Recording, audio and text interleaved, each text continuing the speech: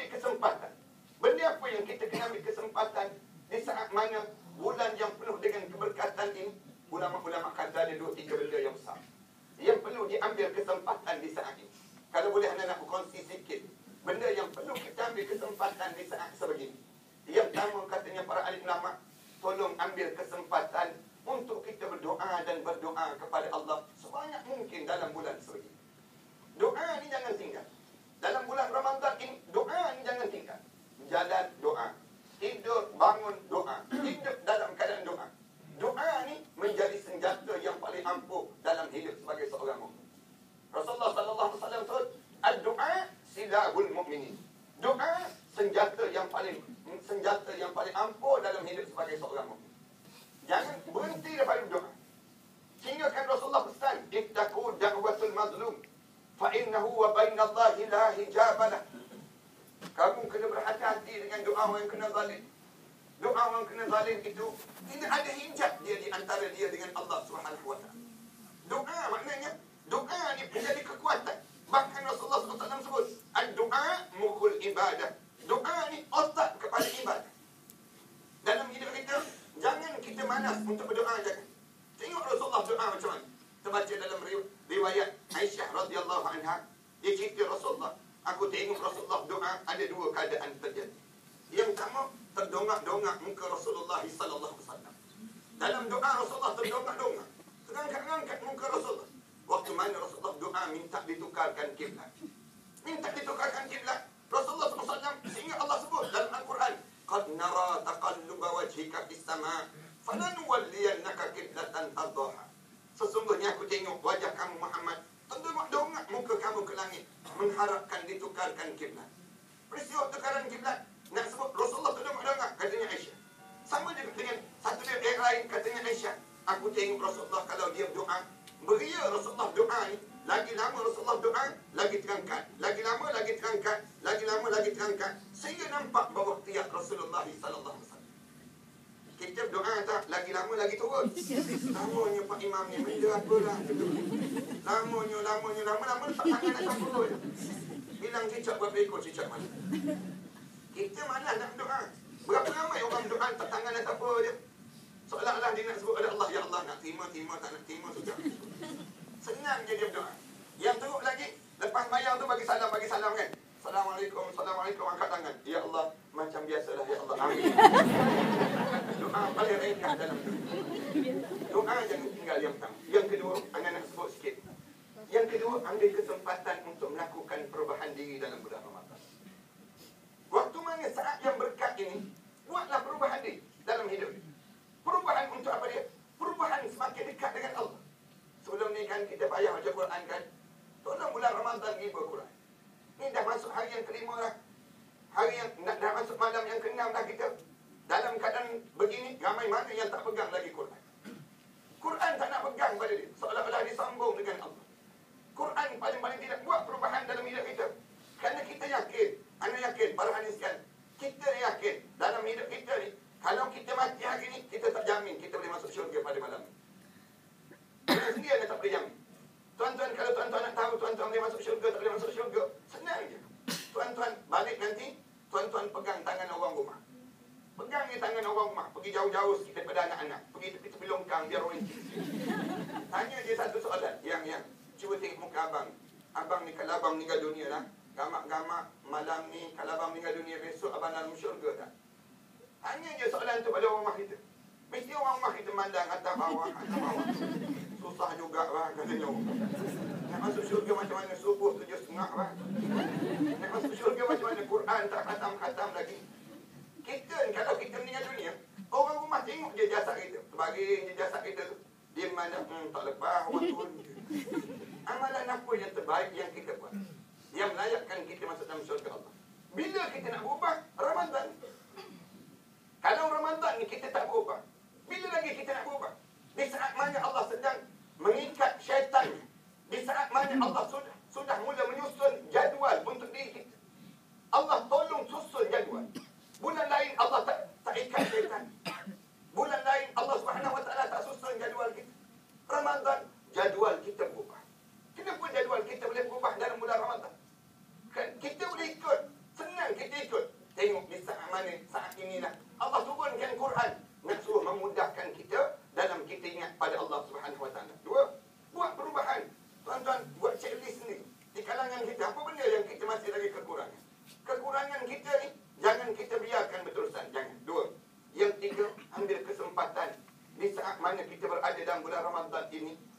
minta ampun sebanyak mungkin dengan Allah.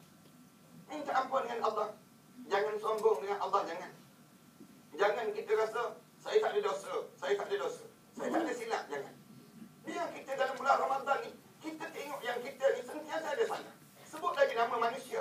Tentu kita ada salah. Salah kita dengan isteri kita, salah kita dengan suami, salah kita dengan kawan-kawan kita, salah kita dengan yang lebih teruk, dosa kita dengan Allah yang belum lagi terampun. Dosa ini, dia akan menghilangkan keberkatan dalam hidup seseorang. Siapa yang buat dosa, dia tak berkat hidup. Dia tak semayang. Katakanlah dia tak semayang. Dia buatlah kerja apa pun pada diri dia tak berkat. Hidup dia tak berkat. Orang yang tak tutup aurat, dia ingatkan dia berkat ke hidup dia? Hidup dia tidak berkat. Kerana maksiat tidak boleh mendatangkan keberkatan dalam hidup seseorang. Yang boleh mendatangkan keberkatan dalam hidup seseorang dengan kita jaga amal soleh kita pada Allah.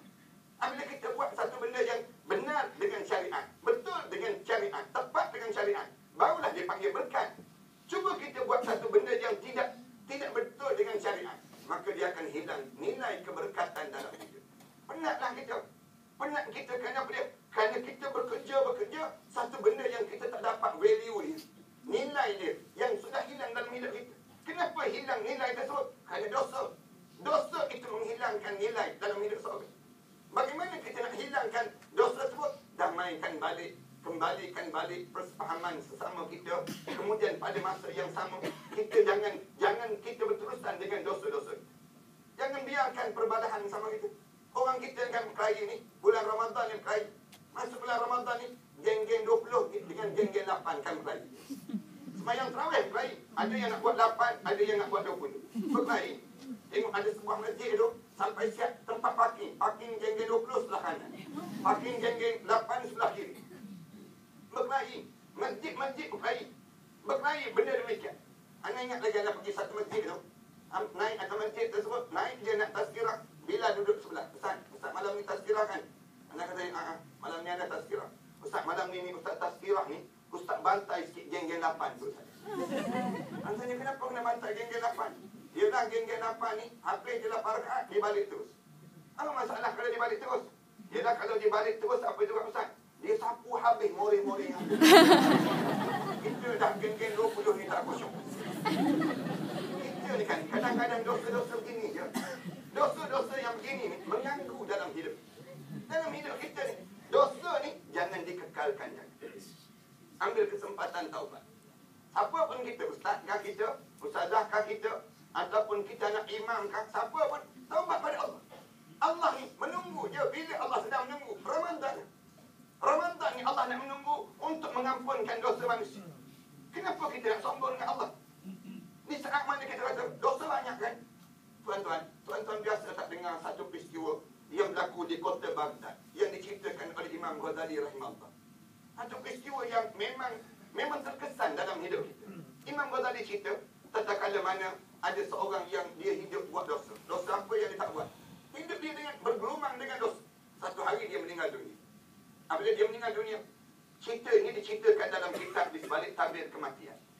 Apabila dia meninggal dunia saja, tak ada orang datang nak semayangkan mayat dia dan tak ada orang nak mandikan mayat dia. Dia meninggal dunia. Isteri dia jumpa dengan orang kota Baghdad, bagi tahu, suami saya meninggal dunia. Tolong datang mandikan mayat suami saya. Orang semua geling pada. Anak, dia buat dosa banyak sangat. Terkena dengan dosa yang banyak.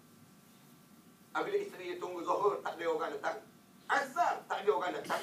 Sampai asar, tak ada juga orang datang. Lalu isteri dia lepas mayat asar, dia ambil mayat suami dia, dia mandikan mayat suami dia, dia kapankan mayat suami dia. Katanya Imam Ghazali, selesai saja dia kapan semua tersebut, dia selesai saja kapan mayat suami dia, dia heret mayat suami dia di atas lepah kurma. Dia heret mayat suami dia ni menuju ke hujung kampung. Sesampai di hujung kampung, dia gali kubur mayat suami dia. Dia gali, isteri seorang ni, dia gali kubur mayat suami dia ni. Dalam keadaan dia gali tersebut, katanya Imam Ghazali, selesai saja dia gali tersebut, tiba-tiba datang seorang alim yang soleh, berkejaran dalam keadaan mengah. Hanya pada dia, ni mayat suami kamu kan? Katanya isteri tersebut, ya, mayat suami saya. Kamu boleh tak minta tolong kamu pergi ke kota Baghdad itu, bagi tahu pada penduduk kota Baghdad itu, aku datang nak sembahyangkan mayat suami kamu ini. Isteri tahu orang alim dan dikenali dengan orang alim. Itu sebab dia pergi ke kota Baghdad, bagi tahu orang alim ni nak sembahyang. Dia panggil dan jemput kamu untuk sembahyang mayat suami aku. Lalu orang kota Baghdad tu datang. Datang saja, lalu sembahyang mayat. Selesai sembahyang mayat, kemudian dikebumikan mayat itu. Lalu penduduk kota Baghdad ini tanya pada orang alim, kenapa kamu sembahyangkan mayat orang yang buat dosa ini? Sedangkan dia bukan banyak dosa. Kenapa kamu pergi sembahyangkan mayat dia? Lalu orang alim terjawab apa dia? Dia kata, sesungguhnya lepas zuhur tadi, aku tertidur. Dalam tidur aku diberi mimpi dan satu suara yang menyebut, tolong bersegera untuk pergi sembahyangkan mayat. Satu mayat yang dibawa oleh seorang isteri di hujung kampung ini. Kerana sesungguhnya mayat itu sudah diampunkan dosa dia di sisi Allah. Apabila dengar saja begitu, aku datang. Katanya orang alim, aku datang dalam keadaan aku segera untuk datang mendatangi sembahyang mayat ini.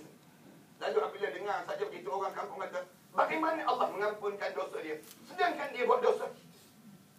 Katanya orang alim sebut, saya pun tak tahu, kecuali kita kena tanya isteri. Tanya isteri dia tersebut. Isteri dia jawab apa dia? Sebagaimana kamu tahu, suami aku seorang yang buat dosa. Dia rajin buat dosa. Tetapi di akhir-akhir kehidupan dia, ada 3 benda yang dia buat. 3 benda yang dia buat ini, kalau kerana 3 benda inilah yang menyebabkan Allah mengampunkan dosa. Katanya orang ramai tadi, apa dia yang menyebabkan suami kamu ni yang dilakukan 3 perkara tersebut? Katanya isteri dia tak sabar-sabar ni bagi tahu. Yang pertama, rumah aku sering dikunjungi oleh 2 orang anak yatim piatu, dan apabila datang saja anak yatim piatu itu, nescaya suami aku akan memeluk dia, mencium dahinya, dan dia akan tiap-tiap hari dia akan mandikan anak yatim piatu itu, dia akan bagi pakaian yang cantik, dan dia suapkan makanan ke mulut anak yatim piatu itu. Dia buat bagaikan anak dia sendiri. Yang pertama. Yang kedua katanya, isteri dia sebut, suami aku seorang yang buat dosa. Malam-malam dia balik saja dalam keadaan dia mabuk. Dia tertidur. Kedengaran azan subuh, dia bingkah bangun. Dia mandi-mandi dan dia berkejaran pergi sembahyang subuh berjemaah. Dalam keadaan dia bangun berkejaran ketakutan pada Allah Subhanahu Wa Taala. Allah, mabuk pergi sembahyang subuh berjemaah lagi. Kita yang tak mabuk ni tak pergi-pergi, tak tahu kenapa. Dua, yang ketiga bila tanya, apa yang ketiga ni? Yang ketiga ni sungguh menakjubkan, katanya isteri dia. Yang ketiga ni, seringkali dalam keadaan dia tidur mabuk dia, kemudian pada saat mana dia tidur, dia terjaga saja daripada tidur dia akan mengisut ke hujung-hujung rumah, penjuru rumah ini, dan dia akan tersandar di tepi dinding itu, dan tangan dia akan terangkat. Lalu dia menyebut pada Allah, ya Allah, dengan dosa-dosa yang banyak ini, ya Allah, di sudut neraka manakah kamu akan bakarkan aku, ya Allah? Dengan dosa-dosa yang banyak ini, ya Allah, di sudut neraka manakah kamu akan bakarkan aku, ya Allah? Lalu dia suruh, ya Allah, seburuk mana pun aku, sekeji mana pun aku, sejahat mana pun aku, ya Allah, pandanglah aku dengan pandangan rahmat kamu, ya Allah. Tuan-tuan, kita tak buat dosa sebanyak itu. Dosa kita tak sebanyak itu. Tetapi kenapa kita payah nak minta ampun pada Allah? Ramadan inilah masa yang kita minta ampun pada Allah untuk kita melakukan perubahan dalam hidup kita, supaya kita memberi nilai yang besar dengan Ramadan yang Allah kurniakan pada kita ini sendiri. Kerana masa sekarang inilah, mudah-mudahan tazkirah ringkas ini dia akan mengingatkan dia dan fahamikan betapa bernilainya kita berada di bulan yang penuh dengan keberkatan ini, dan mudah-mudahan Allah